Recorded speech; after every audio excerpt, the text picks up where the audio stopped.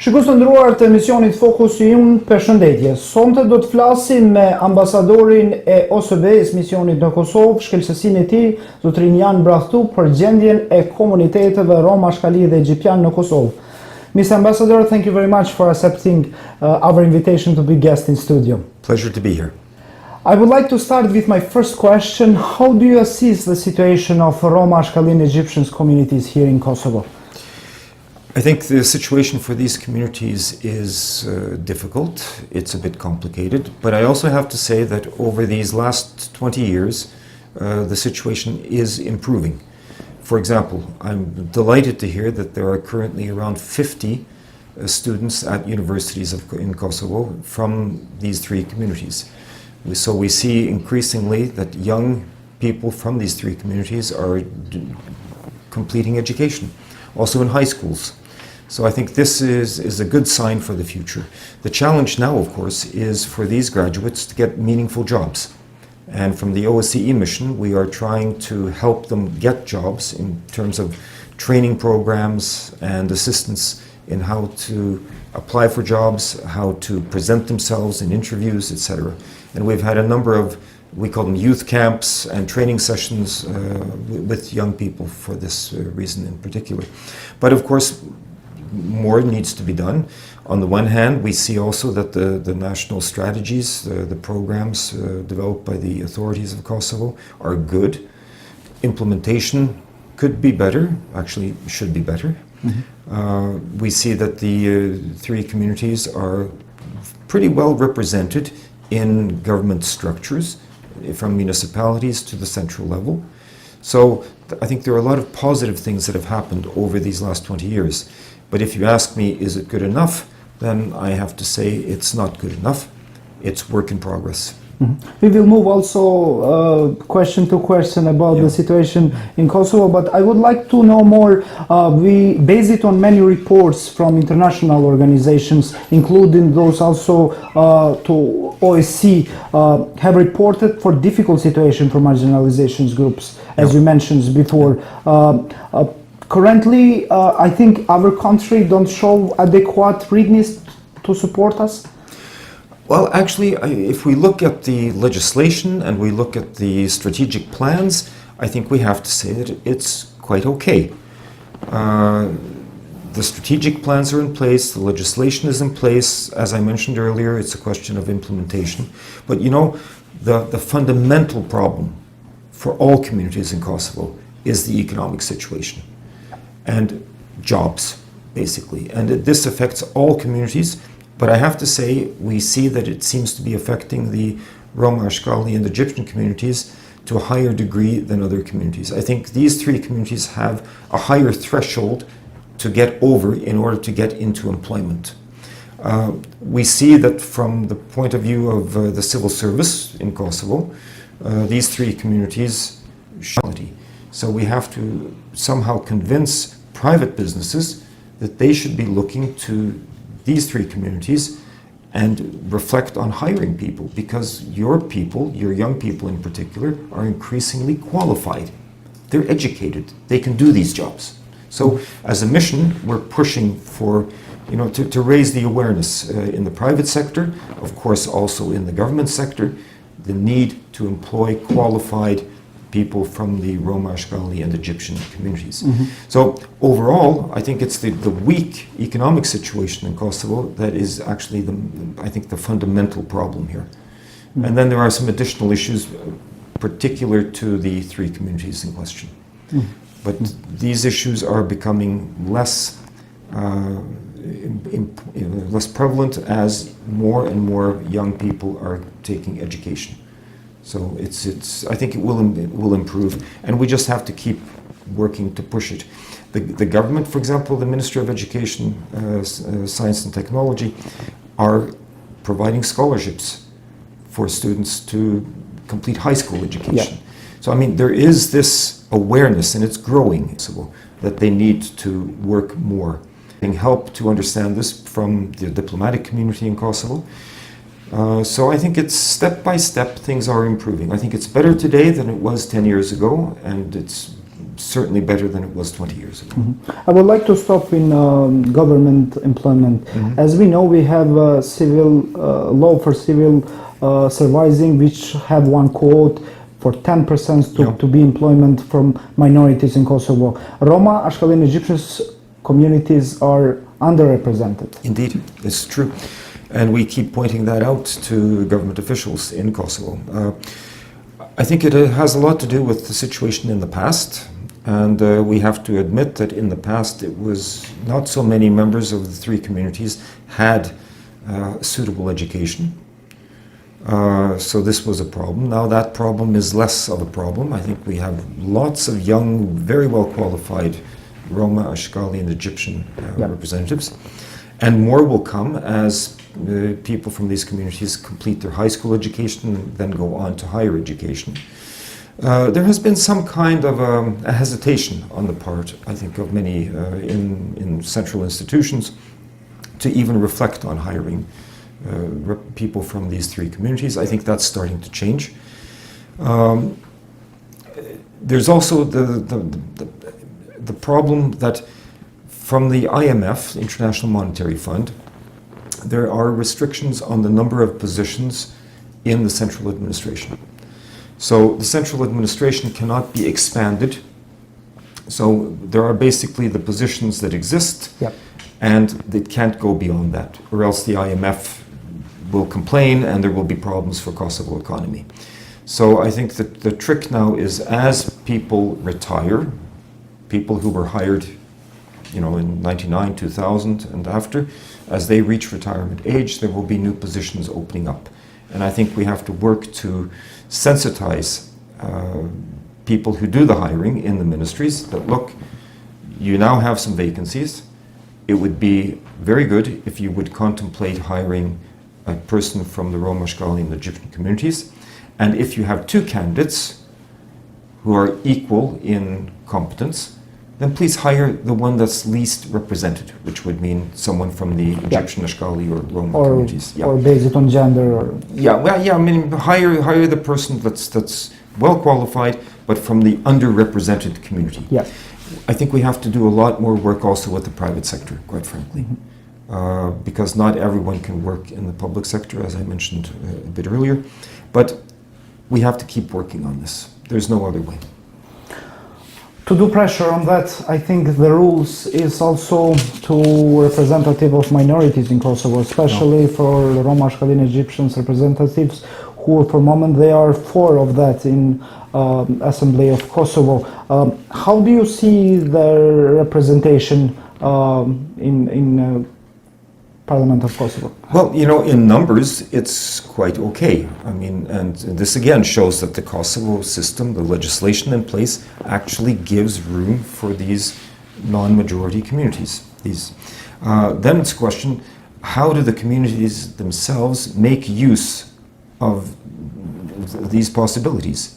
And we see a lot of competition. Okay, it's normal in politics to have competition, but I think it would be advisable if the representatives from these communities could find ways of working together and identifying what are our common and shared interests as these three communities, and then try to push for that, not to be divided and kind of competing with each other. Of course, they will compete with each other, but also to find out what are the key issues for your communities, and how can they work together once they've been elected. Because once they've been elected, I think the people who voted for them expect them to do something for them. And I think they can they should find ways of cooperating in order to actually achieve some results. It's not easy. It's not easy to sit in the Assembly of Kosovo as with 4 representatives. That means there's 116 other representatives, and they have to convince them to support policies, support legislation that benefits these 3 communities. But this is the work of a politician, to convince others to support, and also to work with the institutions and point out things that need to be improved. So I think that, again, the representation itself is good, but they need to work more and try to work more in cooperation, I think. Mm-hmm. Because if it's only one advocating for something, then the chances of getting it through is very minimal. Mr. Ambassador, I would like to have your opinion about, as you mentioned, political situations, for example, from these through communities. Do you think that they should still have guaranteed seats in the reserved seats? Yeah. Yeah, I know that civil society is a bit skeptical about the system of reserved seats, and however, I think for the time being, my mission's position is that the reserved seats should be kept in place. In an ideal world, the political parties in Kosovo would have members and voters from all communities. I don't think that's the case, at least not now. I think it would be good if we could see that in the future, that the parties think of all communities who live in Kosovo, not just one group or one community, as it is now. And I hope things will change. I hear some of the politicians now are saying to us that no, we want to make an offer to other communities. We want to campaign in all villages with different communities. So maybe some things are changing. I think it would be very healthy if political parties in Kosovo are not ethnic parties, but parties that stand for principles that can benefit everyone who lives in Kosovo. Mm-hmm. Maybe I'm expecting too much, because this is how it is in Northern Europe. I mean, the political parties have ideologies and they try to reach out to everyone who lives in the country. Mm-hmm. But will reserved seats still be necessary 10 years from now? I don't know. It depends on how the political parties themselves develop. And also, we have to understand, I think, that for your communities, you really do need spokespersons who advocate for your communities, and certainly now at this point in Kosovo's development. So I think the reserved seats are important. I think the representatives in the Assembly of Kosovo can achieve more. But it's not easy for them. And I know that in the past there have been some very effective representatives, Kutin Pochaku, for example, being one of them, and they really struggled a lot. But their struggles have brought the situation to a higher level, and I think the representatives now can actually achieve even more. So it's about being persistent, it's about being well informed, and it's about building cooperation for the benefit of these three communities. Mm-hmm. Ambassador, one of institutional mechanisms in Kosovo is also Ministry for Communities and Return, who should promote and protect right of minorities. Yeah. But they are working more on ghetto, let me say, only for one communities. How is your opinion on that? Because of complaints that another side for that ministry. Yes, I've heard those complaints. It's a perception that the Ministry of Communities and Return only works for predominantly one community. Although there are deputy ministers representing the Rom Ashkali and Egyptian communities as well. At the end of the day, I think it's about the understanding of the responsible minister for what the position actually entails. And the responsibilities have to be taken not just by the deputy ministers, but also by the minister in question. I think the international community also needs to do a bit more in this regard, that we have to remind the ministry and the ministers that Kosovo has many communities. Yeah. And that the ministry needs it exactly, and the ministry has to work for all communities in all municipalities. I think they want to do it, but I think the political focus has been predominantly on the one community and less on the others. But I think that will change in the time ahead. There's also the Office for Community Affairs in the Office of the Prime Minister, Yeah. There, I know that they have more projects now for Rom Ashkali and Egyptian communities than they had in the past. That's a good thing. It shows especially for internship and yeah. So they're supporting things more now than they did in the past. So that's a positive development. And then the President's Consultative Council for Communities also is a mechanism that I think can be used even more. They don't have a lot of money, but they can have influence. They can give direction to. Even they are consultative.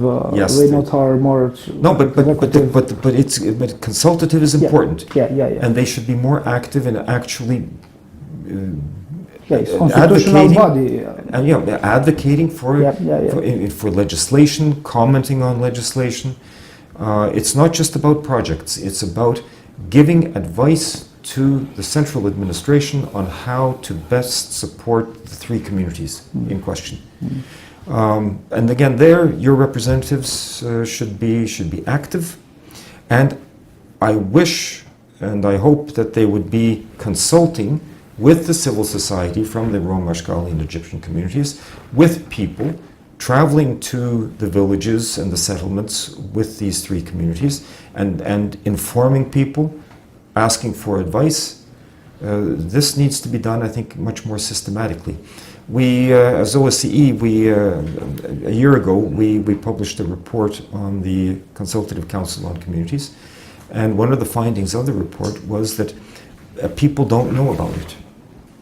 And so we're trying to encourage the members of the CCC to be more active. Yeah. And we can help them with that, but at the end of the day, they have to want to do it. Ambassador, I would like also to discuss about several challenges that we have as a Kosovo, especially with refugees. Yes. That still 20 years we didn't find any stable solutions for them. No, but I have to say that I think things are improving. I mean, the EU supported and funded return program. Now it's in the 5th edition, and the mayor of Jakova recently signed the MOU with the IOM for participating in the 5th edition of the return program. It is showing good results. Yeah, and it's showing progress. It's still sad that 20 years after the war, people are still living in collective centers under quite terrible conditions. We know that challenges for returns in terms of housing, in terms of usurped property, people not being able to return to their or get access to their properties. The mission is also working on that issue.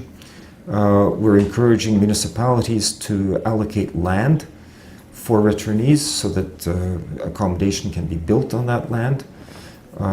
It's going slowly, but I also have to say that the OSCE mission, together with UNHCR, is working on something called the Skopje process, which is a process that's a regional process aiming to find sustainable return solutions for displaced persons.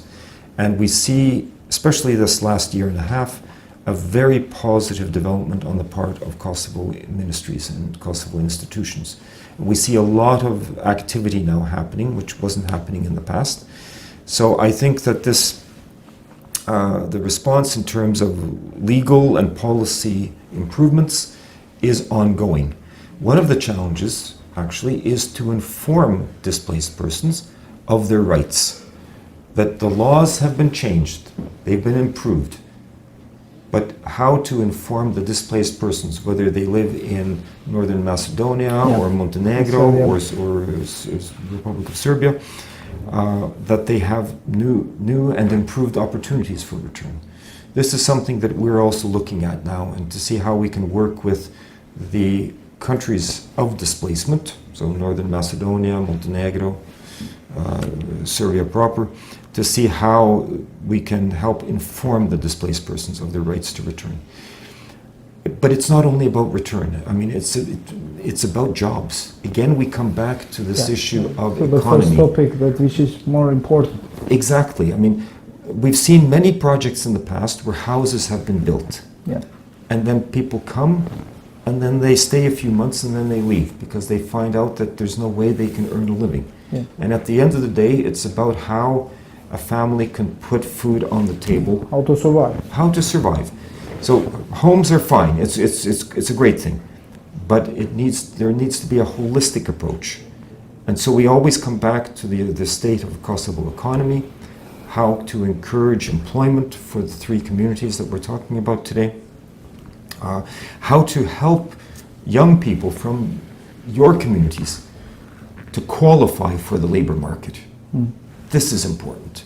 And you know, we have a focus on high school education. We have a focus on university faculty. Maybe we also ought to be thinking about vocational training. Because it's not just about faculty. It's about having jobs, working as an electrician, working as a plumber. Like a preparatory... Yeah, skills that the employers need to hire. I had a meeting with the mayor of Jakova, Adionjini, just an hour ago, and he was telling me about that business people in Jakova cannot find workers. They complain, and I've heard the complaints myself from all over Kosovo. And Mayor Gini gave the example of a construction company that needs people who can drive bulldozers. And they pay very good salaries. Actually, I was very surprised to hear that they paid around 1,000 euros for a bulldozer driver. No, so maybe we should be saying to young Rom Ashkali and Egyptians, don't worry. If you don't feel like going to faculty, maybe you can go to vocational school, professional school, as you call it here, and get a profession. And with that profession, you will get a job. So we have to think, I mean, I want more Rom Ashkali and Egyptian young people to go to faculty. I think it's very important. But we also have to understand that not every young person wants to go to faculty, but they all want a job. Someone need to change the way. So how to help them understand, look, there are some possibilities here. You don't have to go in this direction of faculty, but there are some other possibilities for you. I think we have to do more to inform young people from your communities that there are alternatives to going to university. And we also have to do this with the majority population, with the Albanian population in Kosovo, because also there's this perception that the only thing to do is to go to faculty. But it doesn't help to go to faculty if you don't get a job afterwards. So we are talking for the same mentality. Exactly. Yeah. Ambassador, I would like also to go on another topics, which is strategy for Rom Ashkali and Egyptian communities. Yes. Egyptian communities politically left it. How do you consider that, wrong or right? Well, it doesn't help for me to say what's wrong and what's right. Actually, this is a decision that was taken by the representatives of the Egyptian community, who I believe felt that they were somehow disadvantaged in this cooperation. And we talked about it just before coming into the studio, that in the past there has been a tendency to look at the three communities as one community, and that the Egyptian community representatives have felt that they have been underestimated or not prioritized enough. I can understand that, but you know, I really think that participation is the key to improvements. And if you don't participate in something, if you say no, we don't want to be part of this, then the strategic plan will be made anyway. It's better to be there. It's better to be at the table and to give input into the strategic plan. Now, the current strategic plan, I think, expires in 2021, and the mission is going to be working with the Kosovo authorities on developing the new plan. And I think it would be good if the Egyptian community participates in that work. But this is for the coming year. I mean, we will have to discuss it with civil society, we will have to discuss it with the political representatives, and obviously the OSCE mission in Kosovo can't force anybody to do anything. We can only propose and give our reasons why we think that working on this strategic plan and action plan is important. I think working together gives better results. But I understand the reasons why the Egyptian community felt were a bit upset and didn't want to participate. Any strategic plan must have an action plan, and it must have an adequate budget allocation.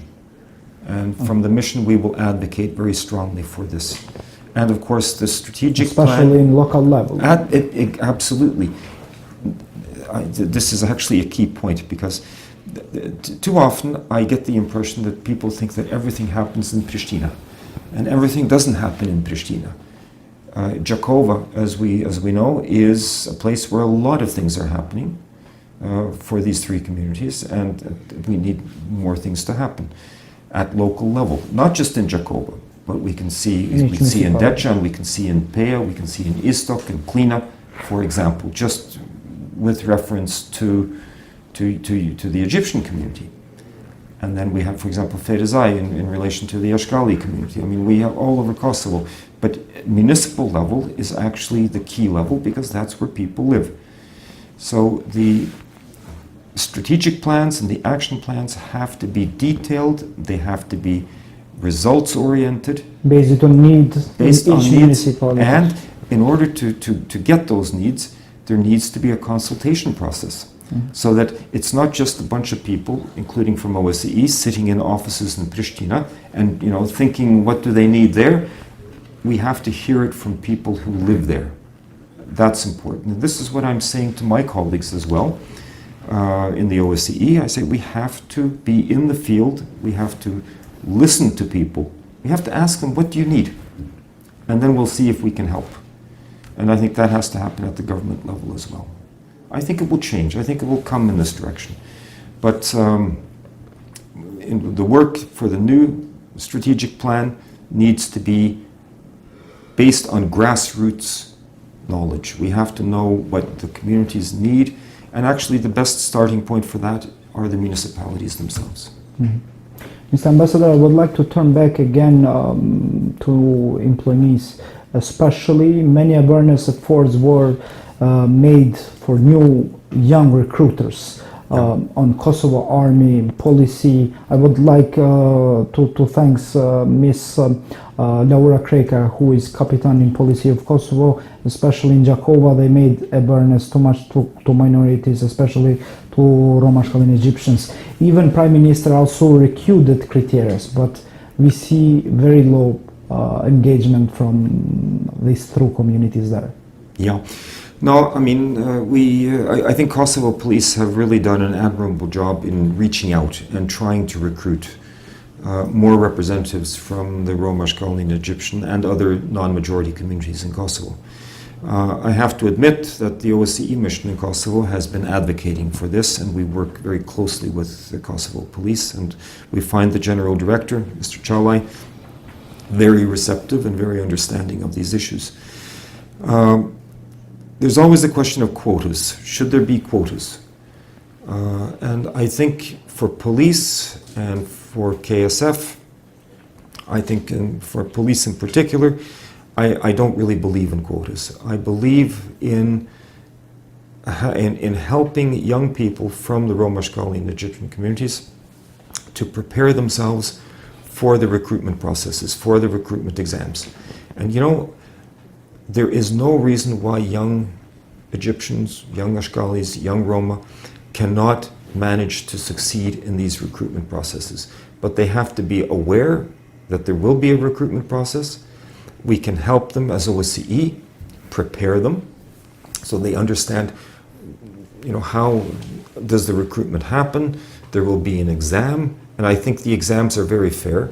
I know a lot of people, young people, including some friends, I'm friends with their families, who applied who didn't get in because the questions are the same for everyone. But I think we can work with young Rom Ashkali and Egyptians so that they are aware of the possibilities, and we can help prepare them for the recruitment process. I think that's the way to go. I wouldn't want people to start saying that, no, this Egyptian police officer is recruited only because he's Egyptian.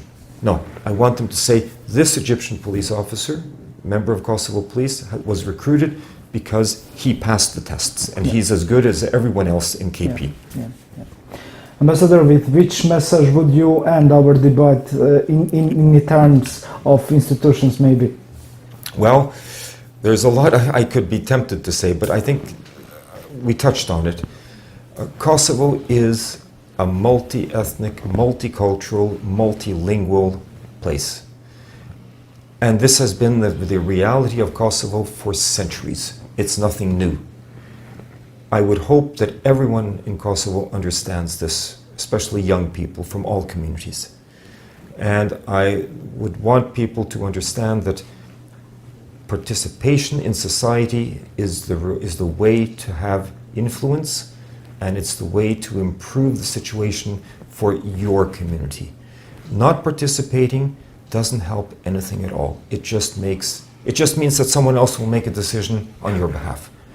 So to understand that Kosovo is multicultural, that every community belongs here, has lived here for hundreds of years, is part of this big society, and to participate in it. Mr. Ambassador, thank you very much for the interview. It's my pleasure. Thanks a lot for asking. Thank you. Shikues të nderuar, kaq për këtë emision, deri në emisionin tjetër të radhës, bashkë mirupafshim.